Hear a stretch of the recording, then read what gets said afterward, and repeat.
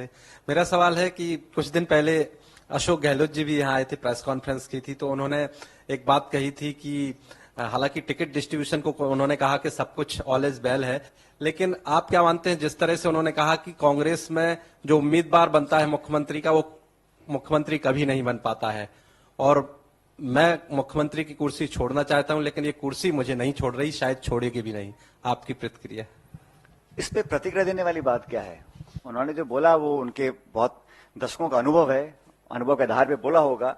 और मैं तो समझता हूं कि हम सबका अभी सामूहिक ध्येय यही है कि हम एकजुटता से चुनाव लड़ें, कांग्रेस पार्टी चुनाव जीते, और जीतने के बाद जो हमारे विधायक जीत कर आएंगे उनकी राय के साथ एआईसीसी की जो लीडरशिप है वो चर्चा करेंगे, और जो भी निर्णय लिया जाएगा वो सबको स्वीकार होगा। और ये बात मैं राजस्थान की नहीं बोल रहा हूं, ये तमाम प्रदेशों में ऐतिहासिक रूप से कांग्रेस पार्टी की यही परिपाटी रही है कांग्रेस की, और ये कन्वेंशन रहा है कि चुनाव बहुमत प्राप्त करने के पश्चात सभी विधायक बैठते हैं, विधायक दल का नेता चुनने का जो काम है वो एक प्रक्रिया के तहत होता है, और आला कमान और नेता जो हमारे विधानसभा के जीत के आते हैं वो तय करते हैं कि कौन नेतृत्व करेगा।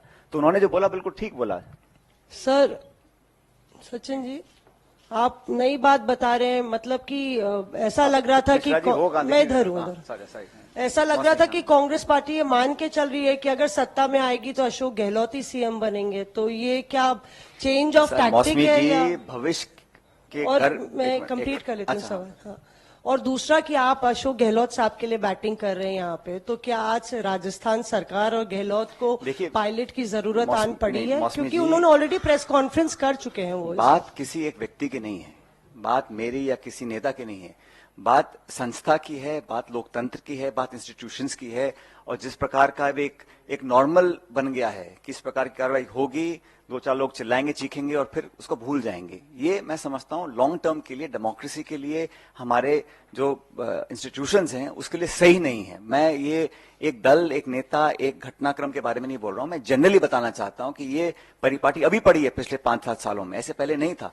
ऐसा नहीं था कि संस्था पहले नहीं थी, ऐसा नहीं था कि पूर्ण बहुमत की सरकार पहले नहीं थी, लेकिन एक कार्रवाई जिस प्रकार हो रही है ये पहली बार हो रही है, और इसका संज्ञान हम सब लोगों को लेना पड़ेगा। जहां तक आपने पहला सवाल पूछा, भविष्य के गर्भ में क्या है ये किसी को पता नहीं है, तो हम सब लोग तो अभी वर्तमान में काम कर रहे हैं। हाँ, भूतकाल से, इतिहास से, सब अनुभव से सीखते हैं, समझते हैं, संज्ञान में लेते हैं और वर्तमान में कार्रवाई करते हैं, लेकिन भविष्य में क्या होगा ये किसी को पता नहीं। तो हम सबका भी कलेक्टिव ऑब्जेक्टिव ये है कि हम कांग्रेस पार्टी को जिताकर बहुमत लेकर आए, उसके पश्चात किसको क्या जिम्मेदारी दी जाएगी इसका निर्णय पार्टी करेगी।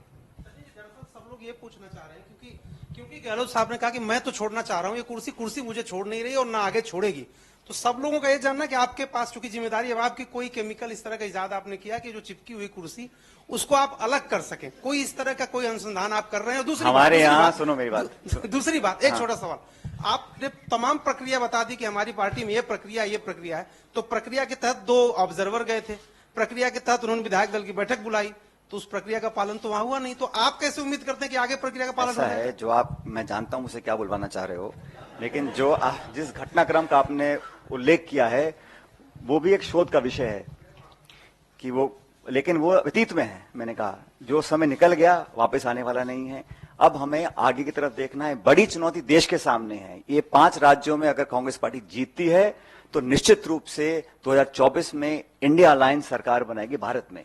हमारे लिए ये राज्य जीतना बहुत जरूरी है, पार्टी के लिए और देश के लिए, ताकि इस प्रकार की जो घटना आज हुई है ये भविष्य में ना हो। आप जांच करो, इंक्वायरी करो, आप निष्पक्ष कोई भी एजेंसी जांच करेगी, कोई आपत्ति किसी को नहीं, हम स्वागत करते हैं। अगर तथ्यात्मक प्रमाण किसी के पास हैं तो कार्रवाई करें, मैं तो बल्कि स्वागत करूंगा, लेकिन बिना प्रमाण के सिर्फ इलेक्शन से पहले आप लोगों को छापे मार मार के डराने का काम करेंगे तो मैं उससे इत्तेफाक नहीं रखता हूं, बल्कि कोई भी राइट थिंकिंग पर्सन उससे इत्तेफाक नहीं रख सकता है। तो हमारा अभी उद्देश्य है, क्योंकि चुनाव डिक्लेयर हो गए हैं, हमने काफी 76 या 75 विधायकों के नाम डिक्लेयर किए हैं जो हमारे कैंडिडेट्स होंगे, तो हमारा अब चुनावी मोड में काम चल रहा है, लेकिन बीजेपी कहीं ना कहीं बैकफुट पे है, इसलिए इस प्रकार की कार्रवाई करी है। मैं नहीं समझता हूं कि अगर बीजेपी को लगता है वो चुनाव जीत रहे हैं तो उनको जरूरत पड़ती है इस प्रकार की कार्रवाई करवाने की जो आज करी है। सचिन जी, अशोक गहलोत साहब ने जब प्रेस कॉन्फ्रेंस की थी तो उन्होंने कहा था फॉरगेट एंड फॉरगिव कर दिया है, मैंने माफ कर दिया है और भूल गया हूं। तो सचिन पायलट क्योंकि रिसीविंग एंड पे थे काफी जगहों पर, तो क्या सचिन पायलट ने भी फॉरगेट एंड फॉरगिव कर दिया है? वो मेरे लिए बोल रहे थे, खुद के लिए बोल रहे थे, आई डोंट नो। बिकॉज मुझे तो खड़गे साहब ने बड़ा संदर्भ में आपके ही सवाल पूछा। मुझे हमारे आदरणीय अध्यक्ष जी खड़गे साहब ने बड़ा स्पष्ट कहा था, जब उनसे मिला था 5-6 महीने पहले, उन्होंने कहा था कि हम सबको मिलकर ये चुनाव लड़ना है। ये चुनाव कोई एक व्यक्ति चुनाव जिता दे किसी भी राज्य में, किसी भी देश में, संभव नहीं है। संगठन चुनाव लड़ता है, एक कलेक्टिव लीडरशिप होती है, उसमें एक अच्छा मिश्रण होता है अनुभव का, युवाओं का, प्रतिभा का, और जो लोग एक्सपीरियंस हैं या जो लोग नए आते हैं राजनीति में, उन सबको साथ लेकर की जिम्मेदारी चलने की हम सब लोगों की है। उन्होंने मुझे कहा था कि Sachin, we have to move forward, तो let's forget the past, forget whatever has happened and move forward। तो हमने तो उस लाइन पे आगे चलने का काम किया है, और मैं समझता हूं यही समय की पुकार भी है कि हमें आगे चलना चाहिए।